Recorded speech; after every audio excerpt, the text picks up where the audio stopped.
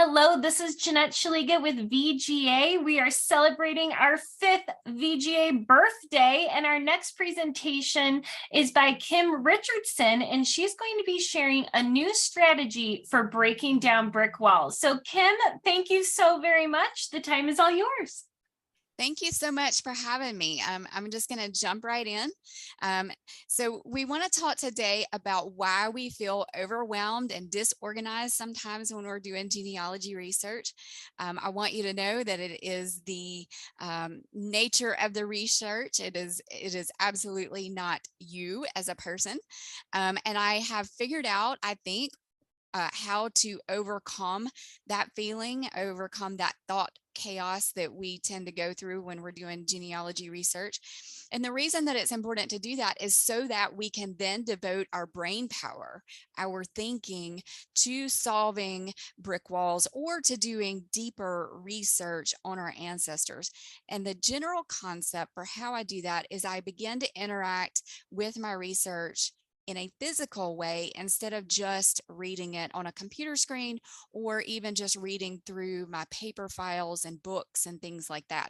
That transforms me from being a passive reader or scanner of information, hoping my answer is there. Maybe I just missed it and I keep needing to read through things, into someone who is very active in the process and can work through the problems. So in genealogy, we do face some challenges. One thing that we deal with in genealogy is, y'all, we are dealing with some complex information. Think about how many pieces of information, how many pieces of the puzzle of your ancestor life you think of at any one given time. We have birth, marriage, death. We have occupation, residences, migration, family members' names, their birth, marriage, death. It gets to be a lot. So it's very, very complex. We are trying to remember all of those pieces of information, all of those facts, and deeply think enough to solve genealogy mysteries. And it's very difficult to do both at the same time. As a matter of fact, it's very difficult to remember very many pieces of information in your short-term memory at any one given point. I sort of tend to envision a mailbox when I think about my short-term memory. It is only going to hold so many pieces of mail or so many thoughts before it gives up, before I either have to start forgetting things to make room for new thoughts, or maybe my whole train of thought gets disrupted and poof, it's gone and I have to start over. If I ask you to go in the grocery store and I say, hey, we need 3 things. Can you go pick up 3 things?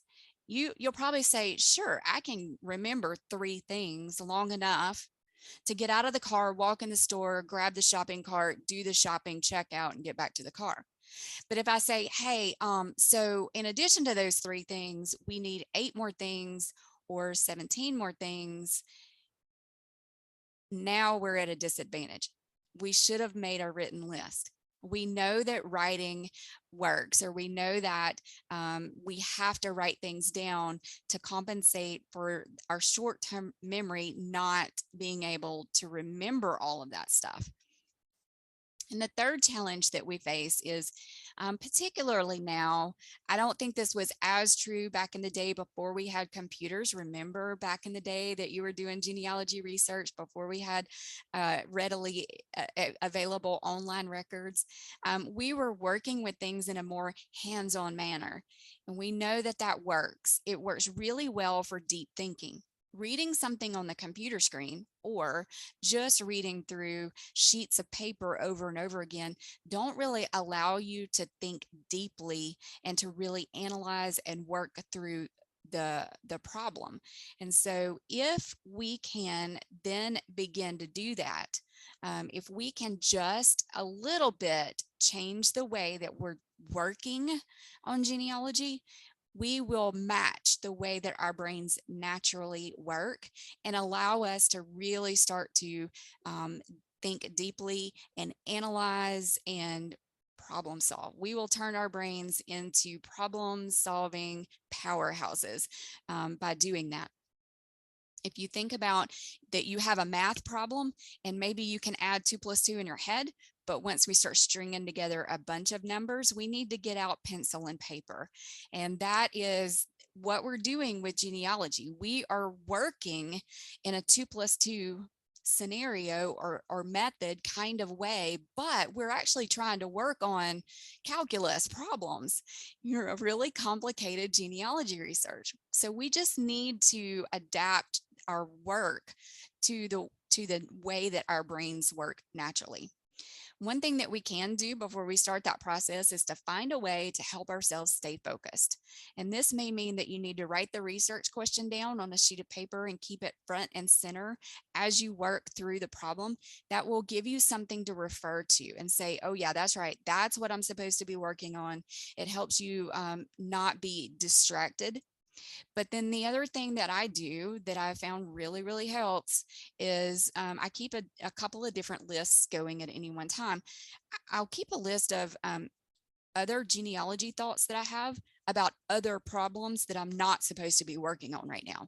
I'm trying to be laser focused and really get through a specific problem, but inevitably I will come across a record set or be doing something and I'll think, oh gosh, this would be really helpful for this other genealogy problem I have.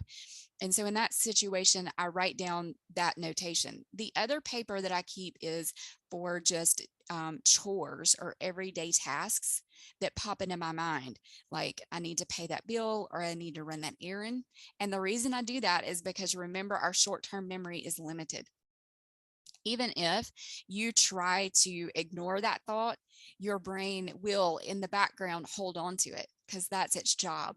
It says, oh, this thought is not resolved yet. We've not done anything with it yet. I need to try to remember it.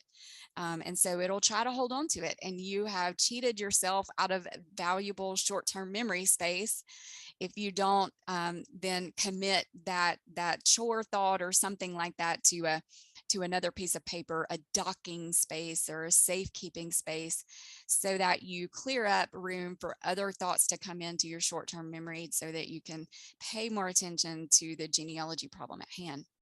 The other thing that really helps is for us to simplify and interact physically with our research. Again, how much information do you have stored on your computer and in your files? And how long does it take you to read through that to try to refresh your memory?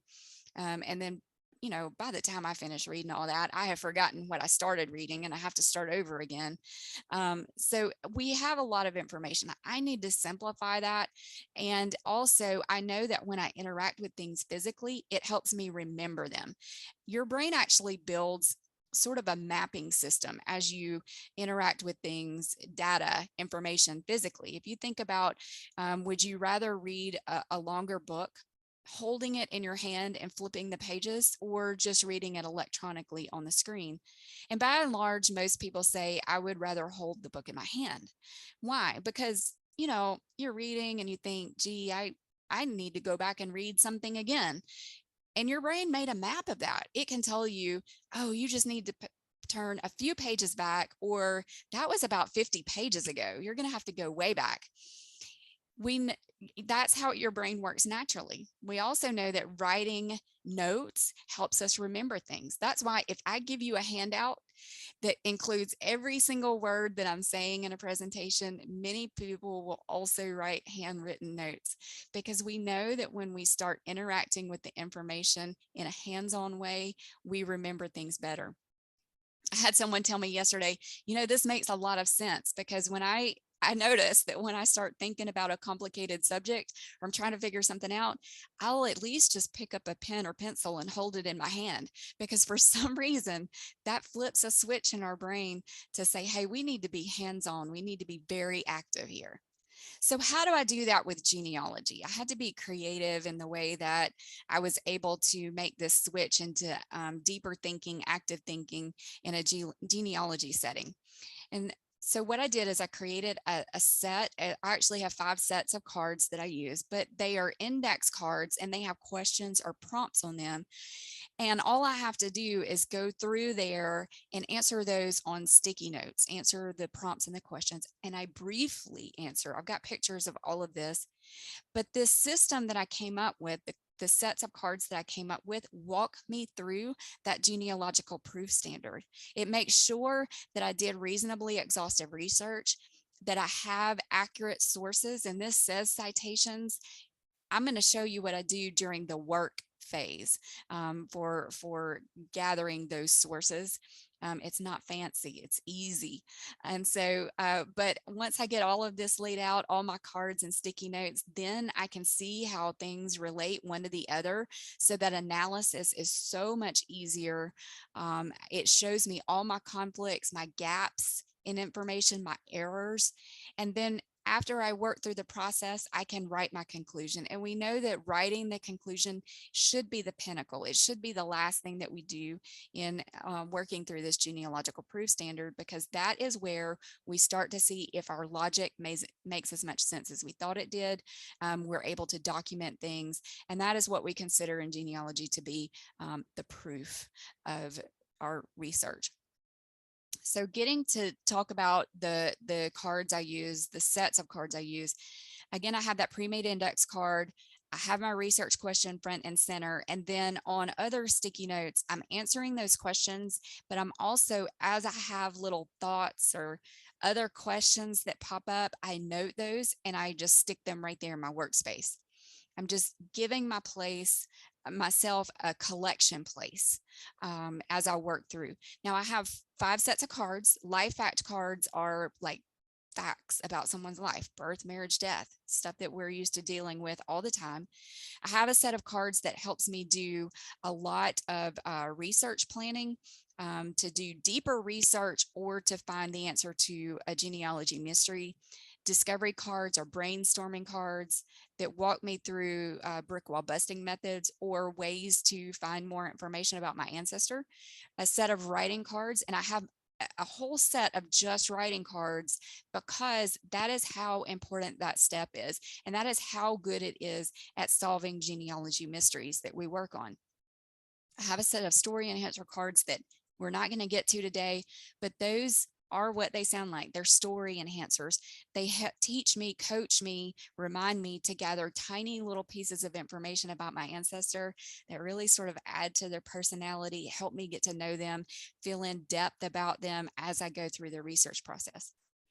As I lay these index cards and sticky notes out in my workspace, to me, it feels like working on a jigsaw puzzle. When I open that box, that jigsaw puzzle box, I can't tell what that's going to look like. I don't know how the pieces go together. I could not work the problem from there. And that's what it feels like to me when I open my genealogy files or my genealogy online tree or something like that. I can't see the forest for the trees sometimes. And so when I lay these cards out, lay my research out in my workspace, this is what it feels like. It simplifies it. It categorizes everything. I can start to put the pieces together. Possibly my favorite part is that I can walk away from my research problem. When I come back to it, it feels just like this. It feels like I did not lose my place. You know, think about doing a puzzle. You can walk away from it for a couple of months. And when you come back, everything is exactly where you left it. Your mind made that map of all of it. It completely makes sense. You step right back into it. I don't have to go read a bunch of facts to refresh my memory. We know in genealogy that this works. We know that simplifying works because we make ourselves these picture family trees and pedigree charts. Even family group sheets are laid out in a way that gives us a picture of that family unit. So we know this works. I'm going to show you my favorite example of simplifying in genealogy. This may be my favorite genealogy example of all time because I just think it's hilarious. It was a real life happening. I was researching a guy named Ben Johnson, and I kept coming across the name Darwin. And so I emailed the man I was helping and I said, "Who is Darwin?" And so this is what he emailed me back. I've copy pasted it. I'm sharing it with you with his permission to do so. But I think you'll find it as confusing and funny as I did. It's funny because it's confusing, and we all get that in genealogy. We all go, oh yeah, good gracious, that's complicated. So Robert and Cave Johnson were brothers. Robert's daughter Sally married William Ward. Sally and William's daughter Polly married Ben Johnson, who was also Cave Johnson's middle son. Parenthetically, Ben married his first cousin Sally's daughter and his uncle Robert's granddaughter. Now, Robert had a son named James, whose son was Richard M. Johnson Jr., who married Eliza Johnson, Ben and Polly Johnson's eldest daughter. Eliza and Richard Jr. had a son named Darwin, who shared ownership of Ben's plantation with Ben's son, Benjamin Ward Johnson. I'm gone by the second sentence. It blew me away. It was so complicated. And I had to chuckle a little bit at the end of it. He said, it's really quite simple. That he's got a very dry sense of humor. So but I tried to read back through this multiple times to try to get it in my head and make it make sense, and I couldn't do it. So what I did is I laid it out on sticky notes, and now I have a picture of the family. Now I get it. And I no longer have to read back through that narrative, hoping I figure it out, hoping that makes sense to me. All I have to do is glance at that diagram, and I got it as I go through the research process. This is how simplifying all of those pages and pages and pages of a ancestry of a our ancestors' information works. This is how it helps us. All of this is now in my brain. I don't have to try to read back through it again. So basically, I go through 3 phases as I'm working through this process. I start with life facts. I see what information I have. What am I missing? Where do I have conflicts?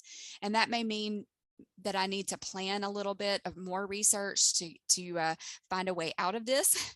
And so I plan, and maybe I go back and forth between those two multiple times, and then I'm ready to brainstorm my way through it. So literally, what does this look like? I'm going to show you. So I have these index cards that say, hey, Kim, you need to get this person's marriage, make sure you have it. And while you're at it, make sure you grab the date, the location, the spouse, and the source. Don't forget those things. And so I'll go through my notes and I'll gather that information, or I do it the other way around. I start with my notes. I look at page 1, what is the life fact there? And I fill out the sticky note. So I can, whatever process is or order is working well for me at the time. On the sticky note, I make sure that I put down that it's a marriage, because when I drop all of these, which I'm probably going to do, then I can put them back very quickly in order. That I grab the marriage, I put down when they got married, who he married, where, and then down at the bottom, you see it says marriage record and census records. Those are my sources for that fact. That is not a fancy source citation, but it is important because I need to know where I got it. It's okay to use shorthand. This is my work product. This is not for publication. And so I'm trying to make sure that I do have sources, because sometimes I'll go through this process and realize that there was a fact that I don't know where I got it from. I've lost the source, or I made a conclusion in my head that's not accurate or something. And so I'm just trying to make sure that I've gotten that. Now, I don't put a lot of information on these, and you can see here's a sample of what it would look like when I lay out the life fact cards and the sticky notes. I want to be able to read these from about 3 feet away. So I'm not cramming a ton of information on there. This is just to give me the bullet points, to give me an overview of my research point on that particular data. Inevitably, I'm going to realize that I have a hole in my research, and let's pretend that the research question here is, who are his parents? Would his occupation answer that question? And here's what I've learned. I should try to fill in that hole, because sometimes it might, or it could give you a clue. And that's all I need right now, is a clue or a hint. I'm not looking for the answer. If the answer was available, I probably would have just read it. Right now, I realize that I need to build a circumstantial case, or I need to put 2 pieces of evidence together to come up with the answer. And so I'm looking for a clue or a hint. An occupation might be able to give you clues about the birth family, because we know occupations were handed down in families. So if I go find a group of people in a county or a city with this particular occupation, and some of them have the same last name, then that could be a clue that they're related, right? So you never know what's going to answer that question for you. The other thing that I love about this is that if I end up with 2 sticky notes, 2 different answers, that indicates to me that it could be a conflict. Now, maybe if I have 2 different family sets for this person, 2 different wives, 2 different sets of children, maybe one spouse died and he remarried and had other children. But certainly, if I come up with 2 different dates of death for this person, I got a problem. This could indicate that I've accidentally mixed up 2 different people of the same name, or that I have inaccurate research somewhere. So I need to make sure that I have no conflicts, that I have no holes in my data. But if I do, maybe it's time to use my planning cards to fill in those holes. The other way that I use the planning cards is for specifically to answer research questions. So in this example, my research question is, when did James and Sarah marry? And I'm going to go through this set of planning cards to help me come up with ways to answer this question. Now, typically by the point that I get here, I realize that my answer is not going to be straightforward. And so I try to figure out ways to use these record sets in ways that they were not intended. Okay. So I'm trying to answer a marriage question, and I sit and I stare at that land records prompt card, and I say, how in the world could I use land records to answer a marriage question? And what I realize is if I go to the courthouse and I look for his deeds and she's not on the deeds for a period of time and then she is on the deeds, I could have narrowed down the time frame in which they were married. Is that proof that that is the exact date of their marriage? No, absolutely not. It's a piece of circumstantial evidence. And if I can do this with just a couple of more record sets, then I can build a circumstantial case to say, to answer that question, when did they get married? And so that's the purpose of this for me. Now I can grab these sticky notes. Let's say I have 5 that need to come from the courthouse. I can grab those, go to the courthouse, execute those searches, and update the back of the sticky note with the search result. And I have automatically created for myself a painless and not boring research log. And I can bring that back to my workspace and update my work product. Once I do that, once I go through the planning and once I go through, answer as many life facts as I can, now I'm ready to start brainstorming and doing some discovery methods is what I call them, because I'm discovering more information about my ancestor. And so I have a bunch of methods that I include that I make myself index cards for to coach me through doing it. I've also written myself some instructions to remind myself how to do it. But I've got my life hack cards laid out there, and now I'm ready to start working on these methods. And I'm going to show you the 2 orange ones. I think transcribing is probably not widely thought of as a brick wall busting method, so I want to introduce you to that. And then writing may be the best brick wall busting method, but it's certainly the last step that we want to go through in working through the genealogical proof standard. So I want to show you that as well. So here we go. What do I do to transcribe my document? I've got my transcription card there. My research question attaches to it or nearby. And as I transcribe, and I also, just to let you know, I go ahead and summarize my document after I transcribe it. I write that abstract, because if I can put that document in my own words, then that means that I absolutely understood everything that was going on in the document. So it's a check and balance for me. But I will begin to just grab these thoughts and clues that I notice as I transcribe. When you handwrite something out, you're using much more brain power than if you type it out. We know that typing you can do without even thinking about what you're typing. You can just go through that sort of robotically or automatically. And when we handwrite, we are using many, many more parts of our brain. We are being much more powerful with our thinking when we handwrite things. So the first thing I do is handwrite it. Now, if I want to go type it up, it doesn't take me but just a minute to do that, and that's great. But I absolutely, for this exercise, will handwrite it out. This also makes me slow down and really think about all of the words. Again, when we read through a document, our brain will skim over things. Have you ever lost your keys in your house? and you look for it and you look for it and you look for it, and then all of a sudden you find it and it was right there. I mean, you should have seen it 20 minutes ago. You just kept overlooking it. Your brain just works like that naturally. It's not your fault. It's the way we're made. But the same thing is happening in our genealogy process. We're overlooking things. And so if I'm just reading or if I'm typing, I can overlook very critical facts. So I want to get as hands-on as possible. I want to grab as much data out of there as I can and make sure I'm understanding everything. I'm not missing anything. So as I transcribe, let's pretend my research question here is, when did James's wife Elizabeth die? Well, I note that it's 200 acres because that pops in my head, and I want to give that thought a docking process to get it out of my mind. And then I noticed that it's the 24th of December, 1890. I continue to go through my document and I record other thoughts that I have or clues that I think I see. But then all of a sudden it dawns on me, there is no dower waiver in this document. I do not see a waiver of his spouse saying, yes, I agree to sell this land. And so that's important, because my question is, when did she die? And she's not on this deed. So does it mean that she had died before the 24th of December, 1890? Now that sends me on a whole other research path. It sends me into 3 or 4 different places that I can look, or pieces, logic that I come up with to answer that question. And that is all I need right now, is another place to look or some way to answer this question. And so that is how this works for me. And I go through this process.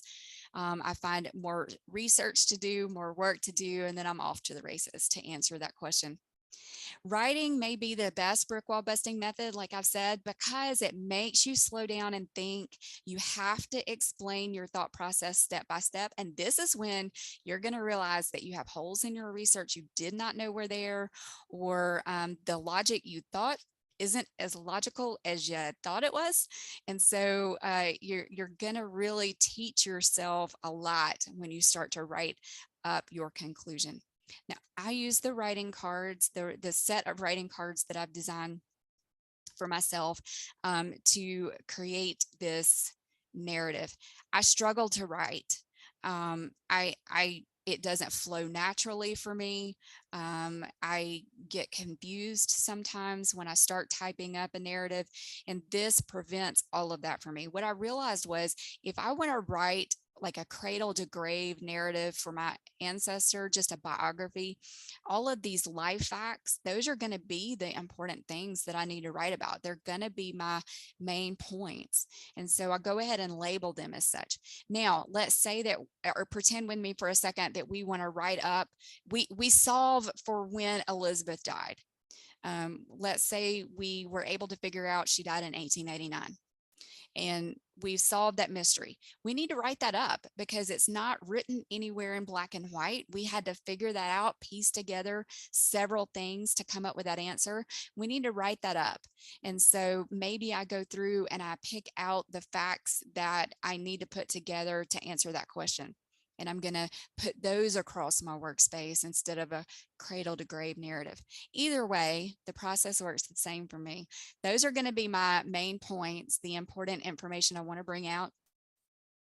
And I'll make a line for my main sentence. This allows me to draft a very simple idea of what I want my main sentence to be. This does not have to be pretty. Again, nobody's going to see this. This is my work product. I can, when I think, oh, gee, I think I want to use this for my topic sentence of this paragraph or my main sentence, I can jot that down. Now, if I change my mind, I rip up that sticky note and put another one in its place. It's super easy. I don't have to delete and retype. I just replace a sticky note. It's very simple. Now, I need to come up with some related information or supporting information to flesh out that main sentence or that topic sentence in my paragraph. And maybe I end up with 3 or 4 sticky notes here of information that are going to create this supporting the rest of the paragraph. And then I am going to come up with a way to transition from one idea in my narrative to the next. And I like to do this because I don't like to write transition sentences, for one. So this gives me a way to do it that's easy for me. But then also, if let's say I start to do this and I go, you know what, this one topic doesn't lead well to the next here. All I have to do are swap around some columns. Maybe I trade places of 2 columns, and I'm not having to go into my Word document and copy and paste or figure out where to move what paragraphs, or, something complicated like that. It's super easy to do it right here. Now, if I'm doing a cradle to grave narrative, I will wait until I'm done with all of this to come up with the introduction and the conclusion. If, however, pretend with me that we're answering the question that Elizabeth died in 1889, I know that's my conclusion. So I'll go ahead and put that conclusion out there as a lighthouse, a guide to say everything that goes into this should relate to proving that point, to proving her death date. And if it doesn't support that, then I leave it out, even though I'm tempted to include these really cool things I learned about her that I can't wait to share with someone. If it doesn't relate to that conclusion, I try to leave it out. I will wait until the end to do my introduction. It's just easier to write the introduction if you wait till the end. So now we have seen this. All I have to do is pick these sticky notes up, carry them to my computer, sit down and start typing. I do not suffer from writer's block anymore. This process has been life-changing for me. I have loved being able to find a way to make it easy for me. And I actually like to write now, which is weird. I have always just dreaded it, but I don't mind doing it now because I learned a way to make it work for me. Now, who can benefit from doing this sort of work, from interacting with our research in a physical way? The truth is really, truly anybody. Certainly if you have a more complicated problem, you've seen how simplifying can really help with that, and it can help us make a lot of progress forward with our brick wall. But if you are just beginning research, let's say that you're a beginner researcher, these cards, if you use that type of a system, all you have to do is go through and answer the questions on the cards. The system is based on the genealogical proof standard. So you're going to make sure that you're doing really solid research, and it coaches you through how to do it. It is also going to coach you through going to find records, where they are, and what you need to go find to support or to answer these life facts. So if you're just starting out, this would be a really easy way to make sure that you're doing, deep research and that you're getting good, solid information. And then also I go ahead and use this if I'm starting to research a new person, because what I have figured out is that when I do this, it simplifies the process for me, and I don't get confused, because I think a lot of times when we're doing genealogy and we start to get into that complicated stuff, we can begin to allow confusion to create for us a pseudo brick wall, just that really, that strong feeling of confusion. I avoid that when I do it this way. So for me, there are a lot of benefits. Again, it's very easy. It gives me that hands-on experience. I can come back to it and I don't lose my train of thought, which is magical. Again, very quickly see those gaps, errors, and conflicts. You saw we can rearrange things really easily to help it make more sense and to see how everything relates one to the other. If organization is something you struggle with, this organizes your research for you automatically by the life fact.